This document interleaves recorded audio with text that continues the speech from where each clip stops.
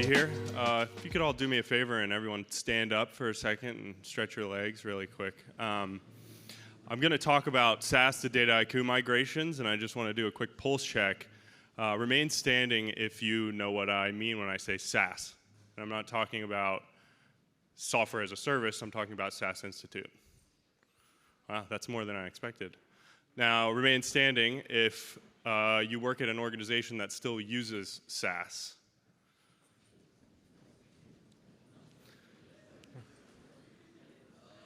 All right, well, Dave, get all the remaining names written down. So I'm Austin Barber. I run enterprise sales at Corios. Prior to my current role, I was running credit risk and compliance for Corios, so I am no stranger to SaaS and everything it has to offer as a platform. At Corios, so we are a Dataiku partner. We specialize in SaaS migrations. We partner with organizations to fully migrate end-to-end SaaS platforms to modern solutions and platforms, including Dataiku and Databricks and AWS. So that includes the people, the code, the processes, as well as the data sets.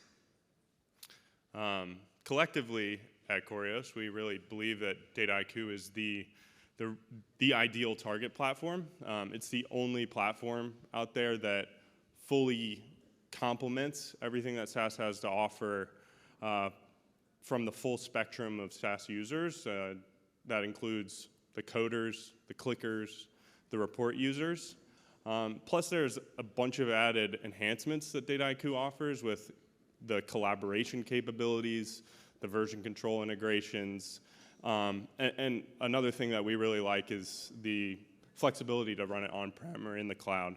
That can really help ease the transition of organizations as they're migrating their assets, sequentially to the cloud. So why migrate? Seems like a lot of you already know that, but it's a question I still get asked a lot. Like every SaaS environment, the main drivers for organizations are pretty unique, but they all tend to have some combination of the following, which are, I'm either reaching an end of life situation, a forced upgrade, in other words.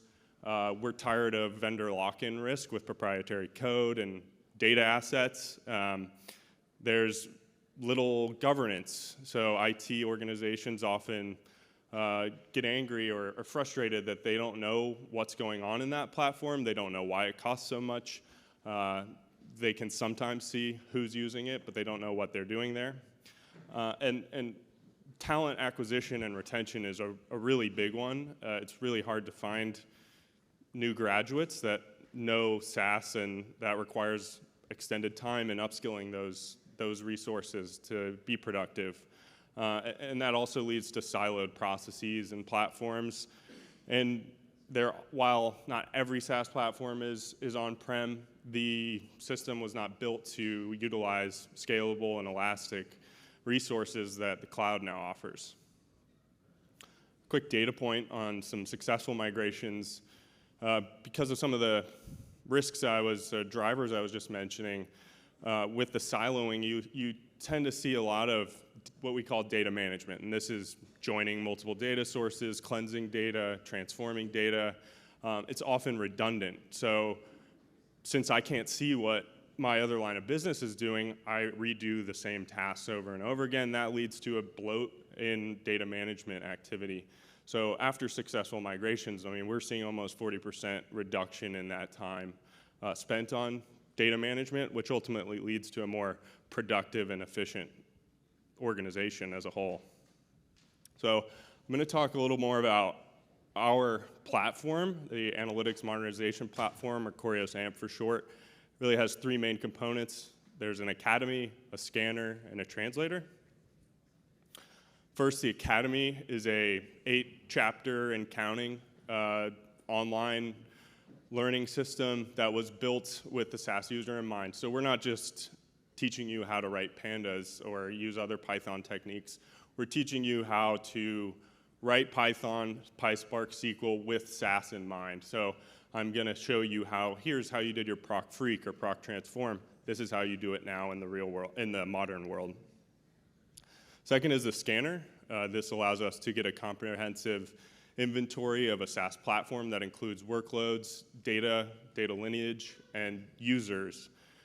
This gives us a very accurate estimate on the scope of what a migration is going to take. It also really helps us with triaging what workloads need to go, what workloads you can do yourself, and what workloads you can retire or just archive for audit purposes. And last but not least is the translator. So we translate SaaS code into Python, PySpark, and SQL.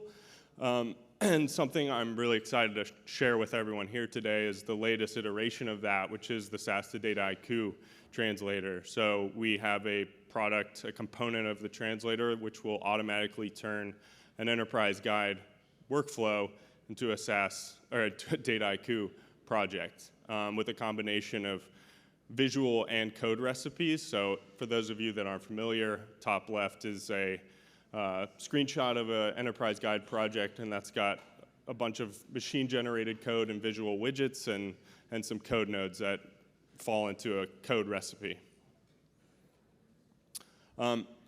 Another use case I'm really excited to share more detail about is an active migration.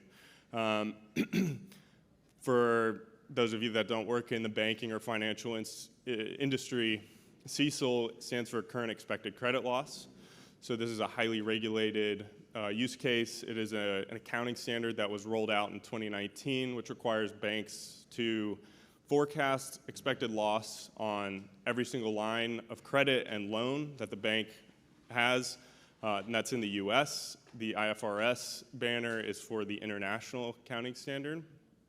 And this is a really complex use case, not because of the AI and the high-tech integrations that are required, but because of the rigorous demand for control and governance, combined with the dynamic nature of what credit risk analysts need to do day-to-day to adjust these quantitative results. So you have macroeconomic factors that, yesterday a conflict happened that might impact our commercial real estate portfolio.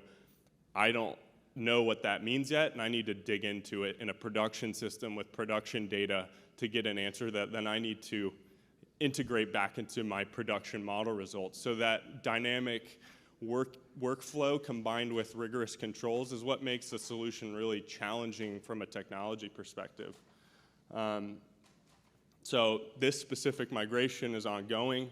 It's a large bank in the US. And they were implemented first on the SaaS expected credit loss solution, and we are migrating them to the Dataiku stress testing for CECL solution, which was built collaboratively with Corios and the Dataiku solutions team, something we're really excited about. So an enterprise credit risk platform we view it as having 4 layers. From top to bottom here, the first layer is data, compute, and storage. On a SaaS platform, that's all SaaS. You're restricted to your on-prem compute power. It's not elastic, it's not scalable, and you're paying per core usually. In this particular instance, we're going to be moving that to Databricks for storage and compute, which, as I'm sure you know, is elastic with its clustered compute and very scalable. And we also see about a 10x reduction in storage size when converting a SaaS data set into a Parquet file. Data engineering will be done in a combination of Dataiku and Databricks.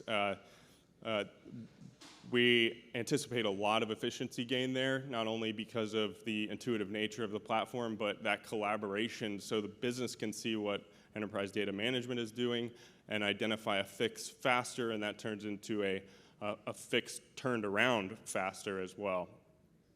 Model lifecycle, as Chad mentioned, we're going to be integrating with MLflow, so we've got another combination of Databricks and Dataiku handling the model lifecycle, and last but not least is the solution workflow. So we'll be customizing that for the bank's specific needs, but that solution is also available on the Dataiku public gallery today. So to dig a little deeper, that migration looks a little bit like this.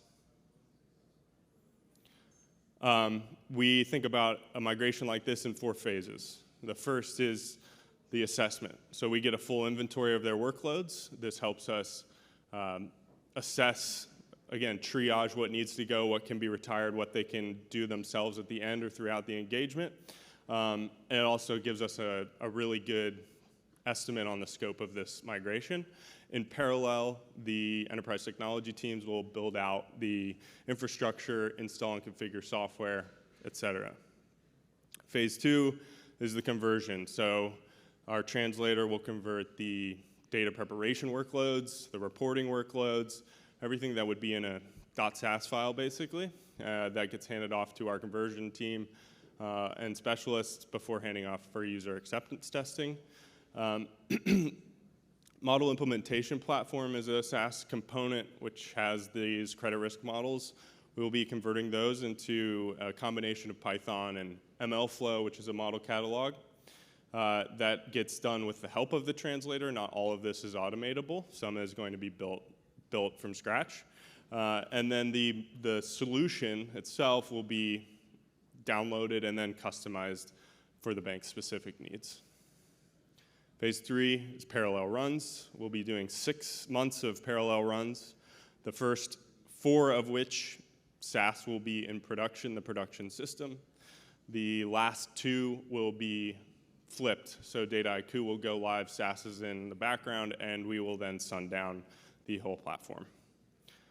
And the last phase, phase 4, is a little bit misleading because it actually goes in parallel for most of the project duration, but training and enablement is what we think of as phase 4.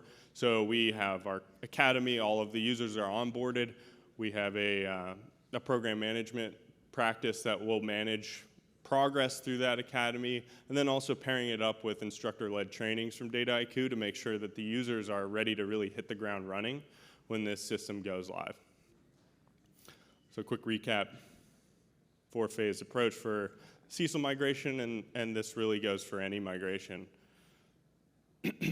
And we're already seeing some advantages, but by the end we expect to see talent acquisition and retention is no longer a problem for them, especially when you're thinking about technology and modern access to modern platforms.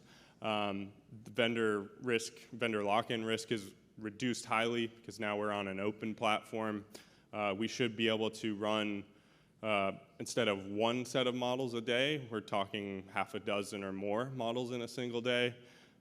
There's likely going to be some cost benefits that we just need to measure when we finish, and all that leads to is a more efficient organization, more insights, faster, and more accurately, which is a huge guiding light for the bank as a whole. So that concludes my comments on the AMP platform and our CECL migration. If you want to learn more, schedule a demo, come stop by the booth and talk to Emily or myself. And lastly, you can scan the code to download a pamphlet if you'd like. Thank you all.